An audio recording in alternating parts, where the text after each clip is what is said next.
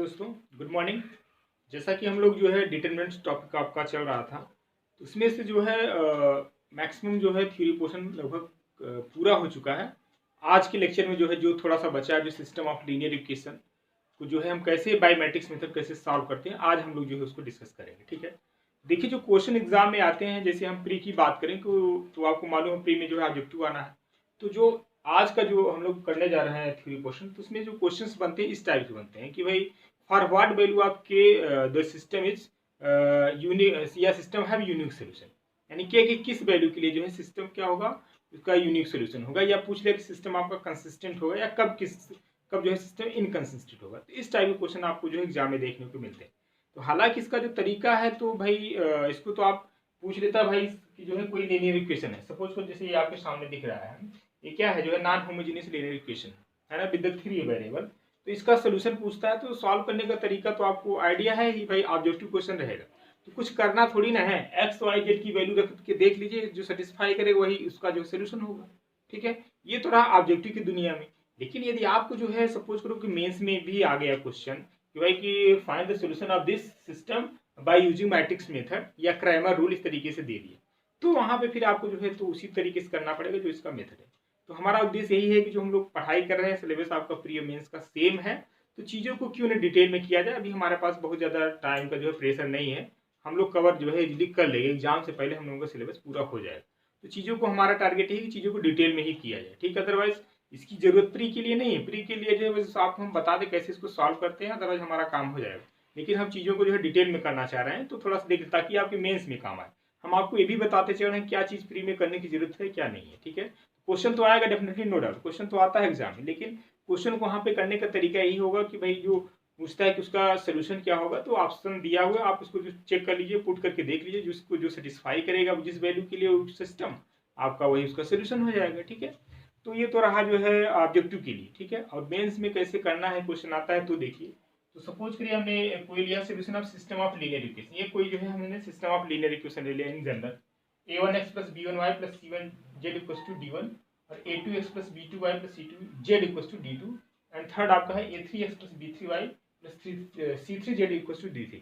जब यहाँ पे राइट साइड में सारे जो है टर्म्स जीरो हो जाएगा, ध्यान से सुनिएगा बातों को, हमने चीज़ों को बिल्कुल पूरा लिख दिया है। यदि आई होप आप पेन लेके बैठे हो तो आप तुरंत नोट कर लें और जो है ना स्क्रीन शॉट जरूर ले लीजिए। ठीक है, जो राइट साइड में वैल्यू इसका जीरो आता है तो हमारा सिस्टम क्या हो जाएगा, होमोजीनियस हो जाएगा। ठीक है, कैसा होगा, होमोजीनियस होगा। जब यहाँ पे कोई वैल्यू है, कोई कांस्टेंट है 1 2 3 कुछ हो एक्स वाई जेड, तो आपका जो है सिस्टम क्या होगा, नॉन होमोजीनियस होगा। ठीक है, अब रही बात इसको सॉल्व करने के लिए, तो अब जब तक अभी तक आपने क्लास छोटे कक्षा में पढ़ा है कि भाई कोई भी सिस्टम ऑफ इक्वेशन है टू वेरिएबल का है, यानी दो इक्वेशन है दो वेरिएबल है, तो उसको सॉल्व करने का तरीका आपने सीखा ही है भाई, क्रॉस मल्टीप्लिकेशन मेथड था और जो है एलिमिनेशन मेथड था। इस तरीके से आपने जो है सीखा उसको सॉल्व करने के लिए।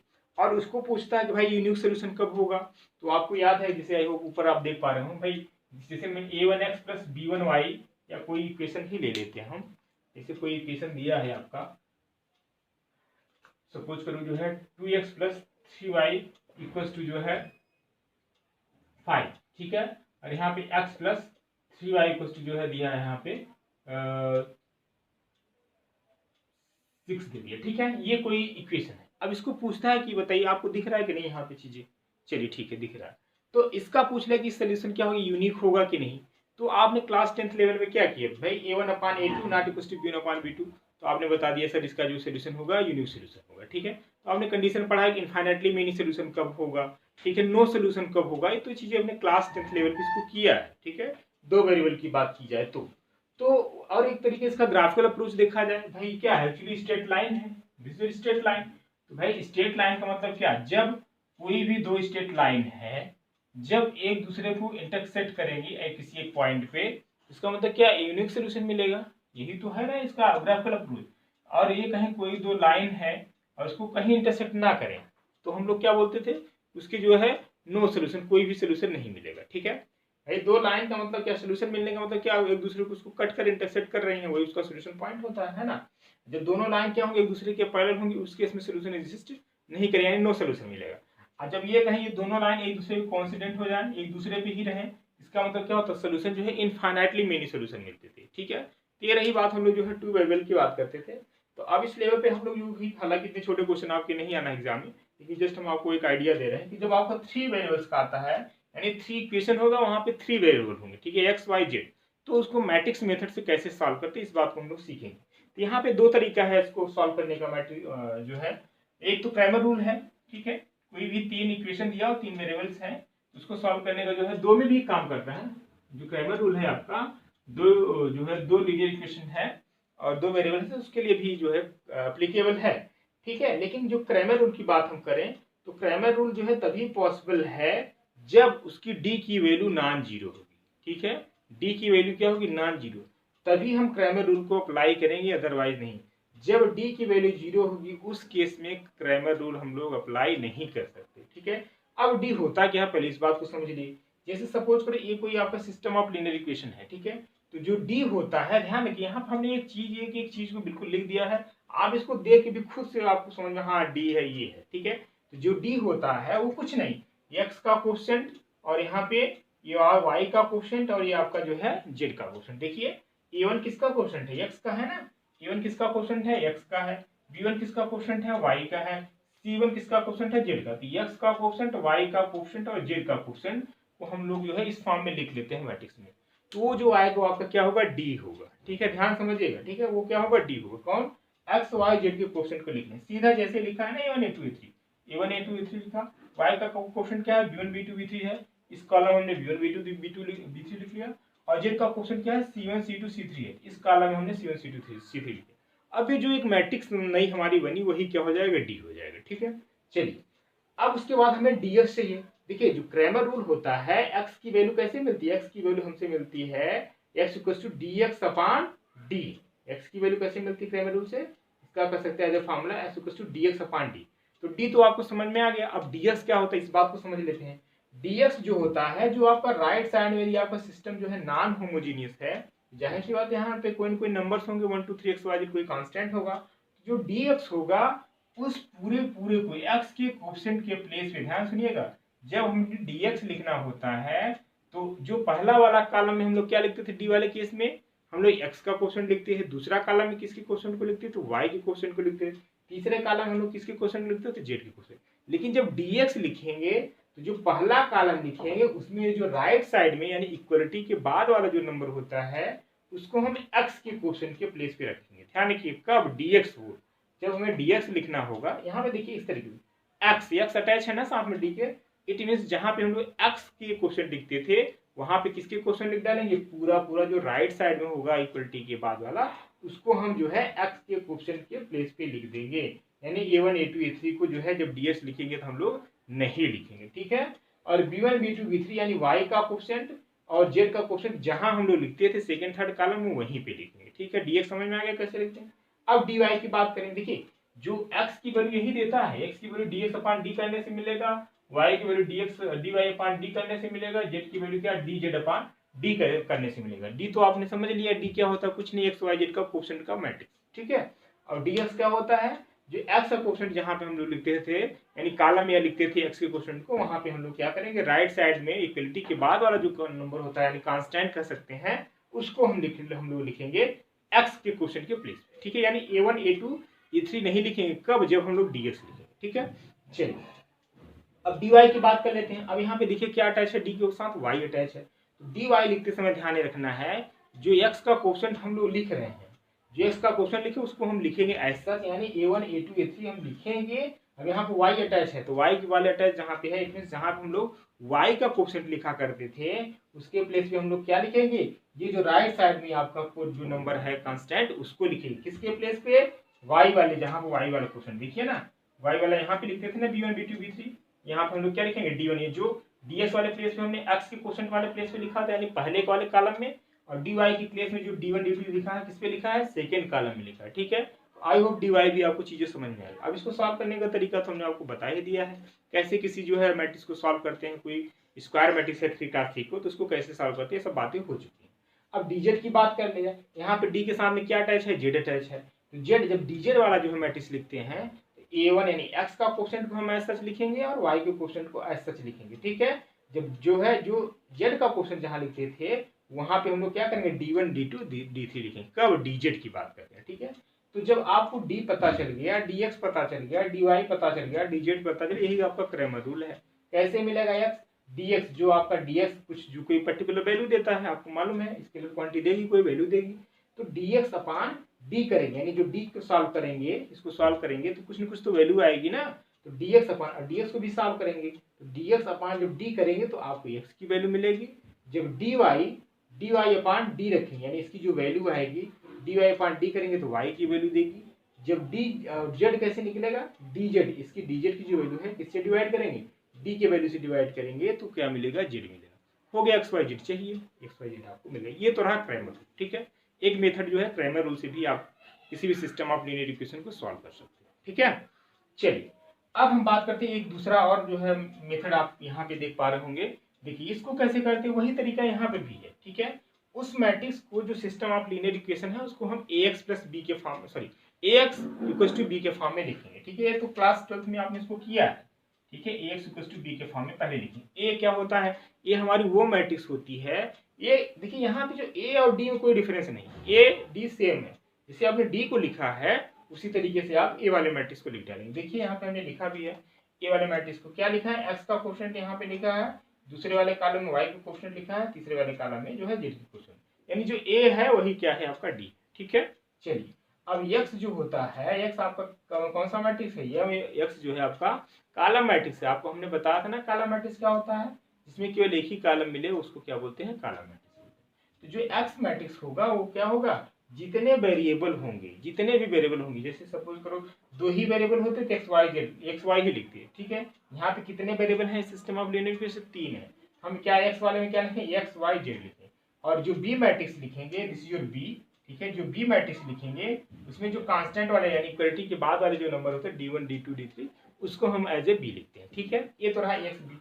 अब इसे सोल्यूशन की बात करें, जब एक्स बी लिखेंगे उसको हम लिख सकते हैं क्या, X equals to A inverse B. यानी कहने का मतलब ये कि हमें चाहिए क्या, हमारा उद्देश्य तो यही है ना, एक्स वाई जेड की वैल्यू को फाइंड आउट करना, ठीक है।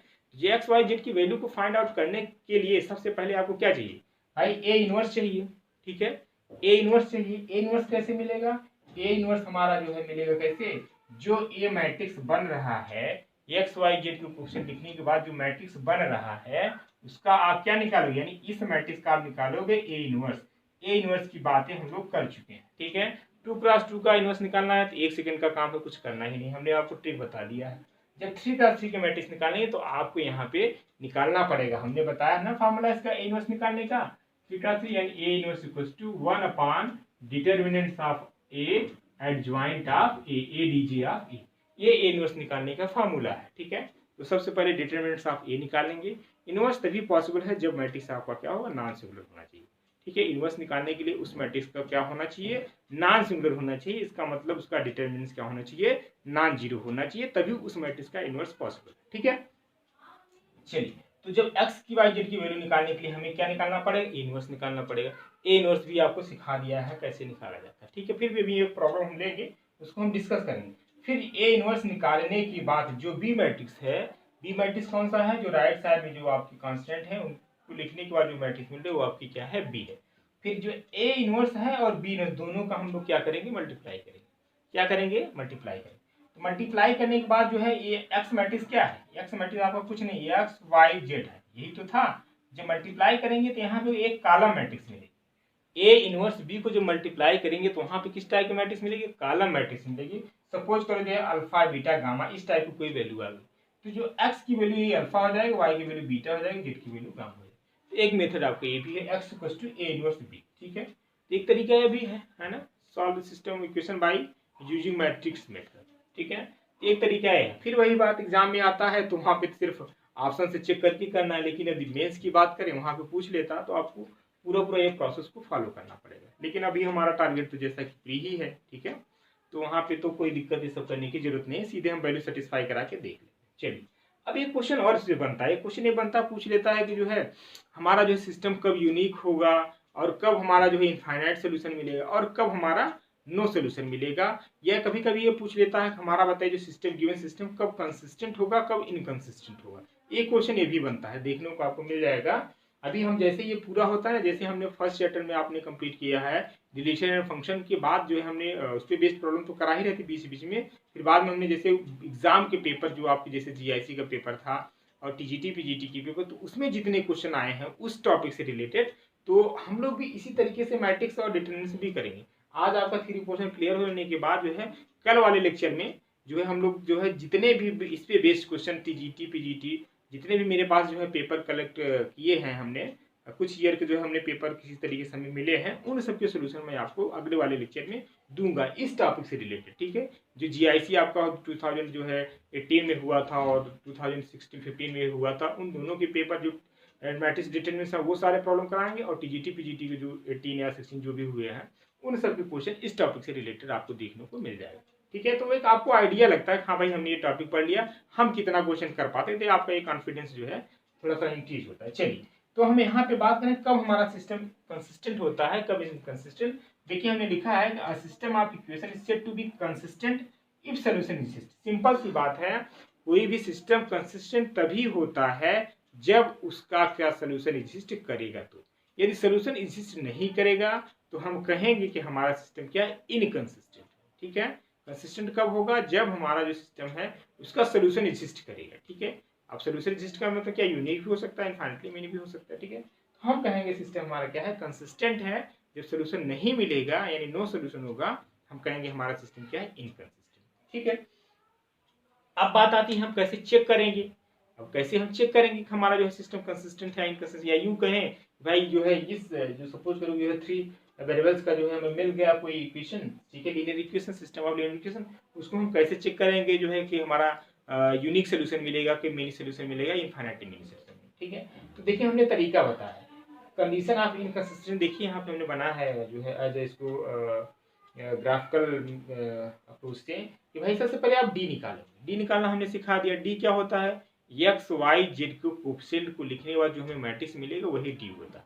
उसको क्या करो, सबसे पहले इसको सॉल्व करो। सॉल्व करने का तरीका क्या होगा, वही जो हमने बताया, जिस तरीके से डिटरमिनेंट्स आप ये निकालते हैं, कोई मैट्रिक्स दिया है 3x3 के, उसी तरीके से आप डी निकाल लोगे। ठीक है, तो दो केस हो सकता है, या तो डी नॉन जीरो आएगा या तो डी जीरो आएगा। ठीक है, जब आप डी को कैलकुलेट करोगे, देखिए ना ये डी है, ये क्या है, ये कोई सिस्टम ऑफ लीनियर इक्वेशन है, इसका डी आपका आपने ये देखा, ये डी लिख लिया, इसको आप सॉल्व कर लीजिए। ठीक है, या तो जीरो आएगा या तो जो है नॉन जीरो आएगा, दो ही केस हो सकता है। तो जब आपका सपोज करो कि जो है डी सॉल्व करने के बाद, डी को सॉल्व करने के बाद जो है हमारा डी क्या गया, नॉन जीरो, यानी कोई वैल्यू मिलेगी, तो उस केस में हमें क्या मिलेगा, ध्यान रखिए, यूनिक सोल्यूशन मिलेगा। ध्यान रखिए इस बात को, क्वेश्चन एक जरूरी इस पे बेस्ड मिल जाता है, हर एग्जाम में आप पेपर उठा के देख लीजिए, इस पे बेस्ड जो है एक क्वेश्चन आपको जरूर देखने को मिल जाएगा। ठीक है, तो जब हमारा डी नॉन जीरो होगा तो हमारा सिस्टम क्या होगा, यूनिक सोल्यूशन मिलेगा, और सिस्टम क्या होगा, कंसिस्टेंट होगा। ठीक है, ध्यान से देखिएगा इस बात को, जब हमारा डी सॉल्व करने के बाद डी कैसे मिलेगा, डी एक्स वाई जेड के कोफिशिएंट का जो मैट्रिक्स हमारा बनेगा, इसको सॉल्व करने के बाद जब हमारा डी नॉन जीरो होगा, उस केस में जो सोल्यूशन होगा क्या होगा, यूनिक सोल्यूशन मिलेगा। ठीक है, ज्यादातर तो इसी पे बेस्ड क्वेश्चन आते हैं, और सिंपल भी होता है, इसमें कुछ करना नहीं, आगे आपको बढ़ना नहीं पड़ता। देखिए हमारा फायदा इसी में है, हमारा जो है जो डी है नॉन जीरो आ गया तो हमारा समय काफी बच जाता है, तो हमें आगे बढ़ने की जरूरत नहीं, सीधे हम टिक कर देंगे भाई भी सिस्टम ऑफ दिस इक्वेशन है यूनिक सोल्यूशन। ठीक है, ज्यादातर क्वेश्चन कैसे बनता है, अब यहाँ पे जो ये दिया है ना, यहाँ पे सी और C1 C2 C3 कोई कांस्टेंट दे दिया। ठीक है, कांस्टेंट दे दिया, सपोज करो के दे दिया, के दे दिया, पूछता है कि किस वैल्यू के लिए, के किस वैल्यू के लिए हमारा जो सिस्टम होगा यूनिक सोल्यूशन मिलेगा और कंसिस्टेंट होगा, यही क्वेश्चन आता है ज्यादातर। ठीक है, तो उसमें करना क्या होता है, आप सीधे सीधे मैट्रिक्स बना लो। मैट्रिक्स बनाने का तरीका क्या हमने बताया, एक्स वाई जेड के कोफिशिएंट को आप कॉलम लिख डालो, और उसके बाद क्या करो, उस डिटरमिनेंट को सॉल्व कर लो। तो ये जो सॉल्व करने के बाद जो जीरो वैल्यू नहीं आएगी है ना, जीरो वैल्यू, भाई इसको ये दिखाना है कि के किस वैल्यू के लिए हमारा सिस्टम जो है यूनिक सोल्यूशन होगा। इट मीन ये दे दिया कि किस सिस्टम हमारा यूनिक सोल्यूशन होगा ही। ठीक है, इट मीन से बात यहाँ से क्लियर हो गई कि D non equal to zero होगा। तो जाहिर सी बात है जी, यहाँ पे कहीं भी कांस्टेंट आप की आएगा तो जो हमारा जी आएगा वो इन टर्म्स ऑफ के आएगा। ठीक है, तो सॉल्व करने के बाद जो के की वैल्यू होगी वो जो है नॉन जीरो होनी चाहिए। आप सीधे बता सकते हैं कि इस वैल्यू के लिए हमारा जो सिस्टम क्या होगा, यूनिक सोल्यूशन मिलेगा, और सिस्टम क्या होगा, कंसिस्टेंट होगा। ठीक है, चलिए, कभी कभी पूछने के बाद यहाँ से बात होगी, फिर पूछता है कि वैल्यू निकालिए, है ना, एक क्वेश्चन को बढ़ाना होता है थोड़ा सा, तो यहाँ तो बात क्लियर हो कि डी हमारा नॉन जीरो हुआ तो सिस्टम क्या हुआ, कंसिस्टेंट हुआ और यूनिक सोल्यूशन। यहाँ पे देखिए लिखा है, इसको नोट कर लीजिएगा। सिस्टम हमारा कब होगा, जब नॉन जीरो होगा तब हमारा सिस्टम यूनिक सोल्यूशन मिलेगा और सिस्टम क्या होगा, कंसिस्टेंट होगा। फिर पूछ लेगा find the value of X Y Z, वही तरीके एक्स वाई जेड का हमने बता ही दिया कैसे निकालते हैं आप X Y Z, Cramer rule लगा के निकाल लीजिए। ठीक है, डी तो ऑलरेडी फाइंड कर ही चुके होंगे और एक्स वाई जेड निकालने के लिए क्या चाहिए, डी एक्स अपान डी चाहिए, Y to D Y upon D चाहिए, जेड के लिए डी जेड अपान डी चाहिए। ठीक है, ये तो रहा कब, जब डी आपका नॉन जीरो होगा तब। चलिए दूसरा केस क्या हो सकता है, अब डी आपने सॉल्व किया, सपोज जो है जीरो आ गया, तो जीरो आने पे आप करें क्या, दो काम थोड़ा सा बढ़ जाता है। जब जीरो आ गया डी तो दो पॉसिबिलिटी हो सकती है। ठीक है, जब डी की वैल्यू जीरो आ गई तब आपको काम क्या करना पड़ेगा, डीएक्स निकालिए। डीएक्स हमने सिखाया है ना, डीएक्स मतलब ये वाला मैट्रिक्स। ठीक है, डीएक्स निकालिए। डीएक्स का मतलब जो एक्स वाले प्लेस पे क्या लिखें, एक्स वाले जो कॉलम पे लिखते थे एक्स के कोएफिशिएंट को, वहां पे जो राइट साइड में जो कांस्टेंट है d1 d2 उसको हम लिखते हैं, तो आपका dx मिलता है। ठीक है, तो dx निकालिए और dy निकालिए और dz निकालिए। क्या निकालेंगे, dx निकालेंगे। पहले तो यहाँ पे आ गया d इक्वल टू जीरो, ये काम तभी करेंगे dx dy dz जब d आपका जीरो होगा तब, नहीं तो काम यहाँ पे यदि एक्स वाई जेड की वैल्यू नहीं पूछता तो काम आपका यही हो जाता। जैसे D non equal to zero आपने किया, सिस्टम क्या हो गया, जो है कंसिस्टेंट हो गया, यूनिक सोल्यूशन मिल गया। ठीक है, बात यहाँ पे फिनिश है। जब एक्स वाई जेड की वैल्यू पूछता तो हमें करने की जरूरत है, अदरवाइज नहीं है। लेकिन जब डी जीरो आ जाता है तो फिर हमें आपको चेक करना पड़ेगा कि डी एक्स भी निकालिए, डी वाई भी निकालिए, डी जेड भी निकालिए। जब D X D Y D Z की तीनों की वैल्यू जब जीरो आ जाए, उस केस में जो है हमें इनफाइनाइटली मेनी सोल्यूशन मिलेगा। ठीक है, क्या मिलेगा, इनफाइनाइटली मेनी सोल्यूशन मिलेगा और उस केस में हमारा सिस्टम क्या होगा, कंसिस्टेंट होगा। ठीक है, इनफाइनाइटली मेनी मिल सकता है या नो सोल्यूशन भी मिल सकता है। नो सोल्यूशन मिलेगा तो सिस्टम जाहिर सी बात है इनकंसिस्टेंट हो जाएगा।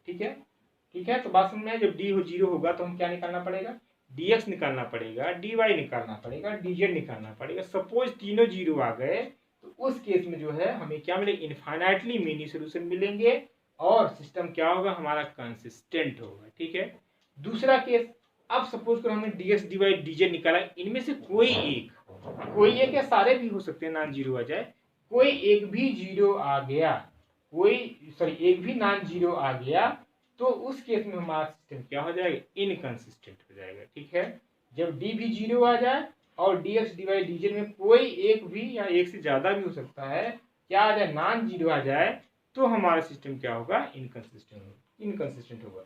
लेकिन इनफाइनाइटली मेनी सोल्यूशन के लिए देखिए, डी को भी जीरो होना पड़ेगा, dx को भी जीरो होना पड़ेगा, dy को भी जीरो होना पड़ेगा, dz को भी जीरो होना पड़ेगा, तब हमारा सिस्टम क्या होगा, इनफाइनाइटली मेनी सोल्यूशन मिलेगा और सिस्टम क्या होगा, इनकंसिस्टेंट होगा। आई होप चीजें आपको जो है समझ में आ गई होगी। कोई भी सिस्टम आप लीनियर इक्वेशन दिया है, होमोजीनियस या नॉन होमोजीनियस है, उसका सोल्यूशन कैसे निकालते हैं, सोल्यूशन निकालने के लिए क्रैमर रूल हमने बताया। दूसरा रूल आपका है x = a इनवर्स b वाला मेथड से। इन दोनों मेथड से जो है आप एक्स वाई जेड की वैल्यू निकाल सकते हो और आप ये भी बता सकते हो by condition of inconsistent case में कि जो है कैसे हम बताएंगे कि हमारा सिस्टम जो है यूनिक सोल्यूशन मिलेगा, कब हमें नो सोल्यूशन मिलेगा, कब हमें इनफाइनाइटली मेनी सोल्यूशन मिलेगा, कब हमारा सिस्टम कंसिस्टेंट होगा, कब हमारा सिस्टम इनकंसिस्टेंट होगा।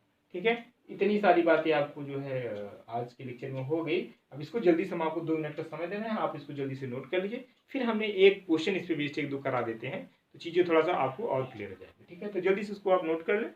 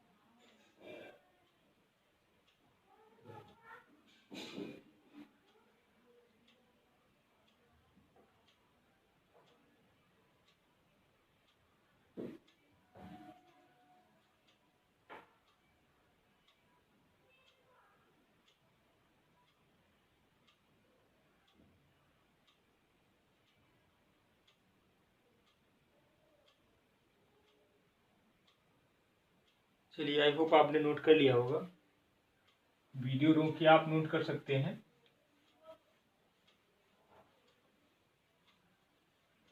और ध्यान रखिए, जो जिन्होंने अभी हाल ही में जुड़ रहे हैं, थोड़ा सा उनके लिए जब कुछ लेक्चर हो गए होंगे तो उसको आप पहले देख स्टार्टिंग से देखिएगा, तभी चीज़ें आपको बिल्कुल समझ में आएगी। ऐसा नहीं कि आप स्किप करके ना देखिए, नहीं तो फिर आपको थोड़ी सी दिक्कत हो सकती है। आप स्टार्टिंग से देखिए, ऐसा नहीं आपके पास वीडियो, आपका जब तक प्री एग्जाम नहीं हो जाएगा तब तक आपके पास वीडियो सेव रहेगा। आप एनी टाइम और एनी समय जो है कुछ भी कितनी भी टाइम आप उसको दे सकते हैं। ऐसा कोई रिस्ट्रिक्शन नहीं है कि आप 1-2 बार दे सकते हैं। आपके प्री एग्जाम तक आपके पास वीडियो अवेलेबल रहेगा, आप एनी टाइम इसको आप देख सकते हैं। लेकिन इसका एक कतई मतलब नहीं कि आप थोड़ा सा लापरवाही करें। आप कंटिन्यू पर डे जो क्लास हो रही है, जो सेंड की जाए, आप उसको देखिए। कोई भी डाउट होता है तो आप उस दिए गए व्हाट्सएप नंबर पे आप सीधे जो है व्हाट्सएप कर सकते हैं। तो उस क्वेश्चन के डाउट को जो है हम नेक्स्ट क्लास में जो है डिस्कस कर लेते हैं। ये तरीका। चलिए, अब ये क्वेश्चन इससे बेस कर लेते हैं, तो आपको जो है थोड़ा सा आइडिया लग जाएगा कैसे क्वेश्चन आते हैं।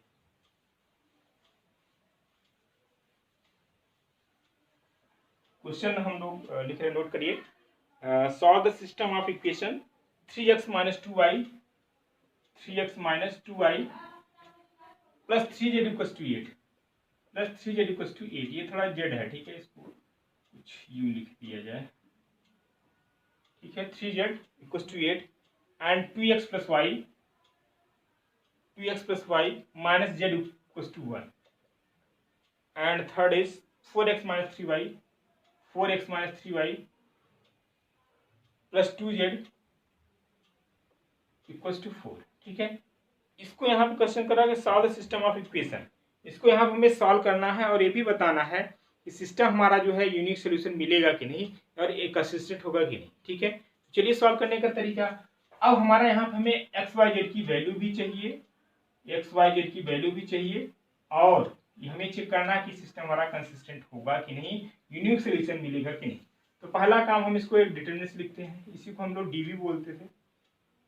हम इसको क्राइमर रूल से भी कर सकते हैं और Ax = B वाले मेथड से भी कर सकते हैं, जहाँ पे हम लोग X = A इनवर्स B लिखे, ठीक है। इस मेथड से करने के लिए, मैट्रिक्स मेथड से, हमें x यानी A इनवर्स चाहिए। तो पहले हम लोग A मैट्रिक्स बना लेते हैं। A मैट्रिक्स बनाइए। x का क्वेश्चन लिखते हैं ना, 3 2 4। y का क्वेश्चन लिखिए -2 1 -3, और यहाँ पे आएगा 3, और यहाँ पे आएगा -1, और यहाँ पे आएगा 2 आएगा, ठीक है। ये मैट्रिक्स ए की मैट्रिक्स बन गई, ठीक है। अब हमारा जो है, देखिए, हमें इसको यूज करने के लिए ए इनवर्स निकालना है। तो सबसे पहला काम तो यही है, ए इनवर्स निकालने के लिए जो है इसका डिटरमिनेंट नॉन जीरो होना जरूरी है, ठीक है। चलिए, इसका डिटरमिनेंट निकालते हैं। डिटरमिनेंट निकालने का तरीका आपको मालूम है, सिंपल है। 3 निकालिए। जब इस एलिमेंट को लेते हैं तो जिस रो और जिस कॉलम में होता है इसको हम रिमूव कर देते हैं। यहाँ पे आएगा 3, और मैं चीज़ों को डायरेक्ट कर रहा हूँ, थोड़ा सब आपने सीख लिया है। और यहाँ पे आएगा जो है प्लस, फिर माइनस हो जाएगा, ठीक है। -3 और -1 प्लस होगा, फिर माइनस होता है माइनस हो जाएगा। अब यहाँ पे -2 है, इसलिए यहाँ पे प्लस हो जाएगा 2, और दिस ये भूलेंगे आप इसको, यानी 2 2 जा 4, 4 माइनस यानी प्लस 4, ठीक है। उसके बाद यहाँ पे आ जाएगा जो है 3 यहाँ पे करेंगे तो दिस, और इसको आप भूलेंगे, इट मीन्स आ जाएगा 3 2 जा -6 -4, -6 और -4, ठीक है। तो यहाँ से आपको मिल जाएगा 3 यानी जो है -3, और यहाँ से मिल जाएगा 4 8 16, और यहाँ से आपको मिल जाएगा -10 -30, ठीक है। यहाँ से आ जाएगा आपको जो है -33 प्लस 16, तो यहाँ से आपको मिल जाएगा 17, ठीक है। तो यहाँ पे आ जाएगा आपको जो है -20। तो जो a की वैल्यू मिली है, क्या है, -20। यहाँ से एक बात निकल के आ गई कि जो है इसका डिटरमिनेंट नॉन जीरो होगा। तो अभी हमने बताया, यही तो d था भाई, इसको हम लोग d तो लिखते थे, ठीक है। d तो क्या होता था, XYZ का कोएफिशिएंट लिखते थे। अब जब g जो है डिटरमिनेंट हमारा नॉन जीरो, इट मींस इसका क्या होगा, यहाँ then it means this system have a unique solution. क्या होगा, यूनिक सॉल्यूशन मिलेगा। जब डिटरमिनेंट ये जो है नॉन जीरो हो जाए तो क्या होगा, यूनिक सॉल्यूशन मिलेगा।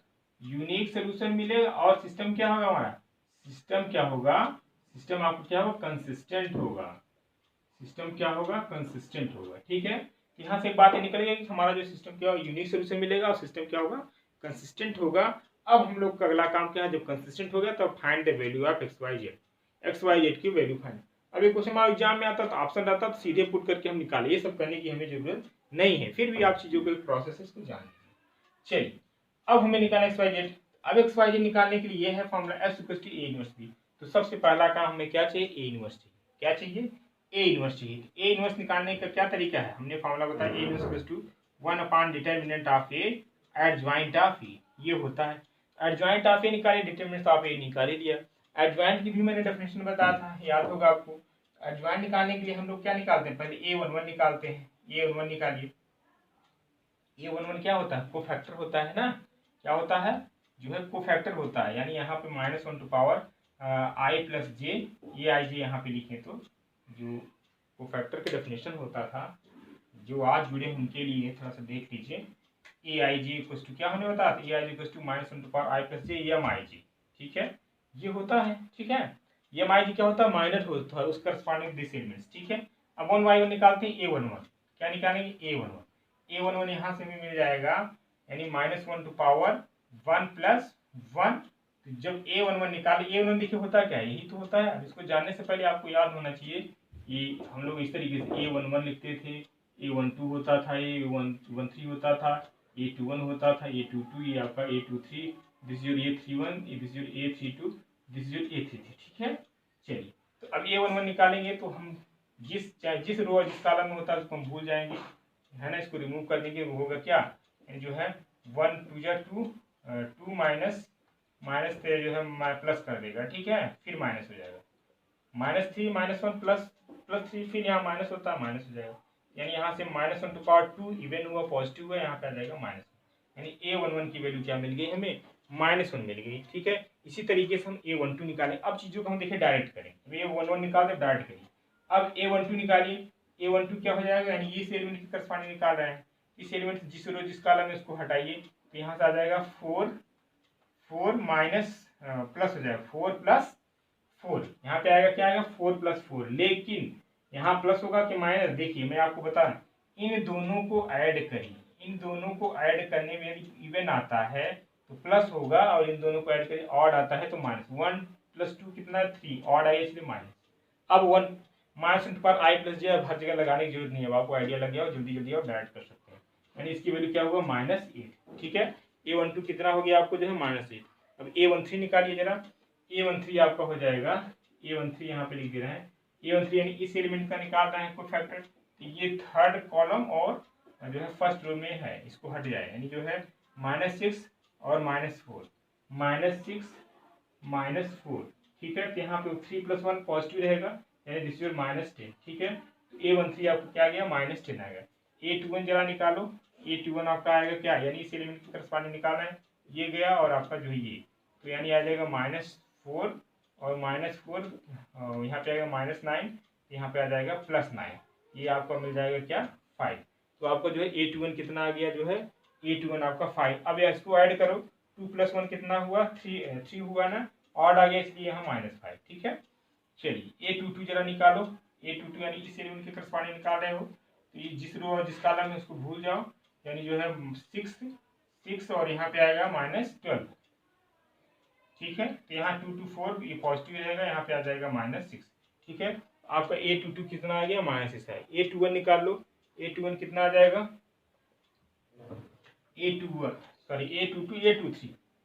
A23 निकालिए कितना है, यानी इस एलिमेंट की करस्पॉन्डिंग, तो जिस रो जिस कॉलम में इसको हटाइए, 3 2 6 और यहाँ से आ जाएगा 4 2 -8, तो फार्मूले में प्लस 3 2 6, यानी यहाँ पे आ जाएगा 6 और जो है 4 2 8, तो यहाँ पे आ जाएगा 8 + 6 कितना हो जाएगा, 14 हो जाएगा।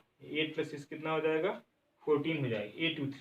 A23 यही है, A21 A22 A23, इस एलिमेंट की करस्पॉन्डिंग निकालेंगे, इसको भूलिए और इसको भूलिए, तो 4 2 -8, ये देखो थोड़ा मिस्टेक हो गया, इसको करेक्ट कर लो। 4 2 जो है -8 आएगा, ये है ना, इस एलिमेंट की करस्पॉन्डिंग निकालना है, तो इसको भूलिए इसको भूलिए, ये बच रहा है 3 -2 और 4 -3 बचेगा। ठीक है, यानी जो है यहाँ पे आ जाएगा क्या, आपका आ जाएगा 3 3 -9, और यहाँ पे आ जाएगा जो है 3 3 -9 और यहाँ पे आ जाएगा +8। ठीक है, 3 3 -9 +8, इट मीन जो है यहाँ पे आ जाएगा -1। A23 आपका -1 आएगा। ठीक है, A23 1 निकालने के बाद जो है अब इसको जरा देख लो, 3 और 2 क्या है, जोड़ो आई जे को, तो आप आई जे को जोड़ेंगे क्या आ जाएगा, 2 + 3 जो है ऑड हुआ, यहाँ पे आ जाएगा माइनस यानी प्लस कर देगा, ठीक है। A23 इसी तरीके से आप निकाल लो जो है A31 कैसे आएगा, इस एलिमेंट करस्पॉन्डिंग निकालो, इसको भूलो और ये यानी -2 इंटू माइनस यानी +2 और 3 इंटू यानी जो है -3 +2 यानी जो है माइनस कितना आ गया, जो है आपका -1 आ गया, ठीक है। A32 निकालिए, A32 आपका आएगा यानी इसमें इस एलिमेंट करस्पॉन्डिंग, यहाँ पे इसको भूल जाए इस रो में, जिस कॉलम में इसको, यानी जो है -3 और जो है यहाँ पे आ जाएगा -6, तो -3 और जो है और -6 9, और इसलिए हो जाएगा पॉजिटिव, -3 कितना 5 हुआ ना, तो माइनस पहले से पॉजिटिव। A33 कितना आएगा भाई, इस एलिमेंट के करस्पॉन्डिंग निकालो, तो इसको भूलो आप, ये यानी 3 2 जा 6 और +4, 3 2 जा 6 +4 कितना आ जाएगा, जो है आपका 3 2 जा, ये है ना इस एलिमेंट करस्पॉन्डिंग, ये पूरा डिलीट करिए और ये डिलीट करिए, तो जो है 3 और यहाँ पे मिलेगा जो है 3 माइनस 2 2 जा 4 और ये प्लस आ जाएगा, ठीक है। यानी यहाँ से क्या आ जाएगा, A33 आपको मिल जाएगा जो है 7 मिलेगा। अब उसके बाद थोड़ा सा जो है प्लस माइनस बड़ा केयरफुल रहना पड़ेगा, नहीं तो थोड़ा सा मिस्टेक हुआ गड़बड़ हो जाता है। अब उसके बाद जो है हम इसको जो है रख देंगे, एक नई मैट्रिक्स मान लेते हैं, let this is B. A11 की वैल्यू क्या है, अब इसको सीक्वेंस में रखिए। A11 आपका आया है -1, A12 आपका आया है जो है, कहाँ गए A12 किधर है भाई, A12 ये है -8 है, A13 क्या है आपका -10 है, A21 आपका क्या है, किधर गया, ये है -5, A22 कितना है आपका -6, A23 कितना है आपका +1, A31 कितना है -1, A32 कितना है 9, A33 कितना है 7, ये आ गया आपका क्या, बी कोई नहीं मैट्रिक्स। अब हम करते क्या है, हमें एडजॉइंट ए चाहिए, ठीक है, तो एडजॉइंट ऑफ ए कैसे मिलेगा, एडजॉइंट ऑफ ए मिलने के लिए इस मैट्रिक्स का, एक्चुअली देखिए ये जो है A11 है, ये आपका A12 है, तो हमने यही तो बताया था एडजॉइंट ऑफ, इसका ट्रांसपोज ले लें, ठीक है। ये जो को फैक्टर आपने लिखा है A11 A12 A13, इसका क्या ले लेंगे, ट्रांसपोज लेंगे, इसलिए हमने एडजॉइंट ऑफ ए लिखिए या बी डैश लिखिए, तो रो कॉलम कर देंगे और कॉलम को रो में कर देंगे, यही तो होता था ट्रांसपोज। करिए, थोड़ा सा क्वेश्चन लंबा हो जाता है, ठीक है, लेकिन अब यहाँ पे कोई टेंशन नहीं प्री में आपके, यहाँ पे बी डैश क्या हो जाएगा, रो को कॉलम में करिए, कॉलम को यानी -1 -8 यहाँ पे आ जाएगा -10, ठीक है, ये रो है आपका R1 है, ये C1 में हो जाएगा, दिस रो R2 में हो जाएगा, यानी -5 -6 1 और यहाँ पे -1 9 7, ठीक है भाई, ये आ गया एडजॉइंट ऑफ ए। और ए इनवर्स होता है क्या है, ए इनवर्स होता है 1 डिटर्मिनेंट ऑफ ए और ए डी जी ऑफ ए, ठीक है। तो अब 1 डिटर्मिनेंट ऑफ ए कितना है, 1 -17 और एडजॉइंट ऑफ ए आप लिखो -1 -5 -1 -8 -6 9 -10 1 7, ठीक है भाई, ये आ गया आपका ए इनवर्स। अभी काम पूरा नहीं हुआ, अभी जो है इस मैट्रिक्स के साथ किससे मल्टीप्लाई करोगे, ये लिखा है ना x = a inverse b, b से मल्टीप्लाई करोगे, उसके बाद जो आएगा फिर एक कॉलम मैट्रिक्स बनेगी, तो फिर आपको x y z की वैल्यू मिलेगी। एक काम अभी और करना है, इसको नोट कर लीजिए करना हो तो।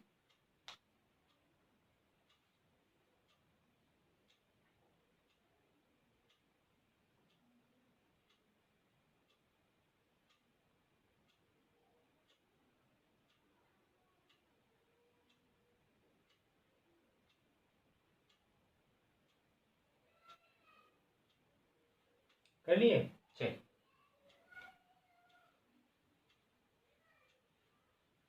अब x = हमने क्या लिखा है, a इनवर्स b, तो यहाँ पे x क्या है, पूरा पूरा मैट्रिक्स है, ठीक है, जिसमें x y z है, लिखिए x = क्या है आपका a इनवर्स b, x क्या है आपका यानी x y z जो वेरिएबल है आपके, और a इनवर्स में क्या है, वह -1/17 और यहाँ पे है -1 -5 -1 -8 -6 9 -10 1 7।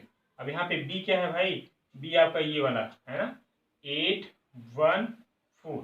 अब क्या करो, आप इसका मल्टीप्लाई करो, फिर 517 के अंदर इसको भेजो, फिर जो आए वही एक्स वाई जेड की वैल्यू आए। कर देते हैं हम एक बार।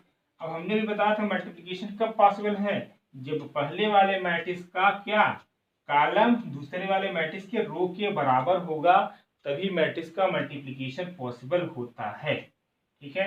इस मैट्रिक्स का ऑर्डर क्या है बताओ जरा, इस मैट्रिक्स के आर्डर जो है 1 एक पहला रो दूसरा रो तीसरा रो, यानी 3 क्रॉस 3। इस मैट्रिक्स का आर्डर बता दो जरा, रो पहला रो दूसरा रो तीसरा, यानी 3 क्रॉस 1। ठीक है, इस मैट्रिक्स का कॉलम इस मैट्रिक्स का रो बराबर है, इसलिए मल्टीप्लिकेशन पॉसिबल, डेफिनेटली पॉसिबल होगा इस केस में। चलिए -1/17। ठीक है, ऑनलाइन क्लास में होता है कि कंटिन्यू बोलना होता है, इसलिए 40 मिनट जो भी मिल रहा है क्लास 40-45 मिनट वो कम नहीं होता, वो ऑफलाइन क्लास की जो है 1.5 घंटे 2 घंटे के बराबर होता है। ठीक है, क्योंकि जो यहाँ पे कन्वर्सेशन वाला जो टाइम होता है वो पूरा पूरा बच जाता है, तो इसलिए 40-45 मिनट का क्लास कंटिन्यू करने में जो है एकदम बिल्कुल जो है नॉन स्टॉप बोलने में घसा सूखने लगता है, इसलिए क्लास का टाइम कम नहीं है। ठीक है, चलिए इसका मल्टीप्लाई करते हैं भाई। अब ये देखिए तरीका क्या है, ये रो होता है, रो को उठाएंगे फिर कॉलम के साथ मल्टीप्लाई करेंगे, इसका इसके साथ इसका इसके साथ दिस। ठीक है, तो -1 × 8 प्लस -5 × 1 प्लस -1 × 4। ठीक है भाई, ये है। अब इसका फिर वही काम करेंगे, -8 × 8 फिर प्लस -6 × 1 प्लस 9 × 4, फिर यहाँ पे -10 × 8 प्लस 1 × 1 प्लस 7 × 4। ठीक है, सॉल्व कर लेना, इसके बाद 1/17 को अंदर भेज देना, तो कुछ इस तरह कोई पर्टिकुलर वैल्यू आएगी। ठीक है, अल्फा बीटा गामा जो भी आएगी, यहाँ पे जो आएगा सॉल्व करने के बाद एक्स की वैल्यू आएगी, जो यहाँ पे आएगा वो वाई की वैल्यू, जो यहाँ पे आएगा जेड की वैल्यू। ये रहा जो है solution of this system of linear equation in 3 variable. ठीक है, तो एक्स वाई जेड। यहाँ पे आपने क्या क्या सीखा, इस क्वेश्चन में आपने निकाला कि हमारा जो सिस्टम ऑफ लीनियर इक्वेशन है 3 वेरिएबल का, एक तो आपने देखा कि जो है यूनिक सोल्यूशन मिल रहा है। यूनिक सोल्यूशन कैसे, आपने इसका ए डिटरमिनेंट्स आपके निकाला नॉन जीरो, या डी कहिए, डी आप निकाले नॉन जीरो हुआ, तो सिस्टम क्या हो गया, यूनिक सोल्यूशन मिल गया। यूनिक सोल्यूशन मिला तो हम कहेंगे सिस्टम जो है इज ए कंसिस्टेंट। जब यूनिक सोल्यूशन मिलता है तो हम क्या कहते हैं सिस्टम को, हमारा सिस्टम कंसिस्टेंट। ये हो गया। देन इसके बाद जो है हमने एक्स वाई जेड की वैल्यू निकाला इस मेथड से, मैट्रिक्स मेथड। ठीक है, इसके लिए हमने ए इनवर्स निकाला, फिर बी आपके पास है, बी का इसमें मल्टीप्लाई कर दिया। यहाँ पे कई चीजें आपको देखने को मिल गई, माइनर भी मिल गया, कोई फैक्टर भी मिल गया, इनवर्स भी मिल गया। ठीक है, बी तो हमने भी ऑलरेडी तरीका बताते, एक क्वेश्चन इनवर्स भी पूछ लेता है, तो इनवर्स निकालने का कुछ नहीं, सिंपल तरीका है। ऑब्जेक्टिव क्वेश्चन में भाई कोई मैट्रिक्स दिया है, चाहे जिस ऑर्डर का हो, 2x3 या 3x3, तो जो ए इनवर्स इसका पूछेगा तो भाई ऑप्शन दिया रहेगा, ए कोई मैट्रिक्स दिया रहेगा, बी कोई मैट्रिक्स दिया रहेगा, सी कोई मैट्रिक्स दिया रहेगा, कुछ नहीं करना है, इसको आप इसको मल्टीप्लाई करना शुरू। देखिए मल्टीप्लाई बहुत आसान होता है इसका इनवर्स वाले का। क्यों, A inverse A equal to क्या होता है, आइडेंटिटी। जिस मैट्रिक्स को ए के साथ मल्टीप्लाई करने पे आइडेंटिटी आएगा वही उस मैट्रिक्स का इनवर्स हो जाएगा। ठीक है, ये रहा जो है एक तरीका इनवर्स निकालने का भी। तो अब हम क्लास को यहीं पे रोकते हैं, कल के लेक्चर में जो है हम लोग उस क्वेश्चन को करेंगे जो आपके एग्जाम में टीजीटी, पीजीटी, जीआईसी या किसी अदर कॉम्पिटिटिव एग्जाम में मैट्रिक्स और डिटर्मिनेंट्स दोनों पे बेस्ड जो क्वेश्चन आए होंगे उन सबको हम लोग करेंगे। ठीक है, तो आज के लिए इतना ही, कल या परसों तक में इस चैप्टर को भी हम लोग कंप्लीट करते हैं। चैप्टर कंप्लीट तो आज ही हो गया, इस बेस हम लोग जो है प्रॉब्लम को कर लेंगे। ठीक है, इसको नोट करना चाहे कर लीजिए। ठीक है, तो आज के लिए इतना ही, कल मिलते हैं हम लोग। Thank you.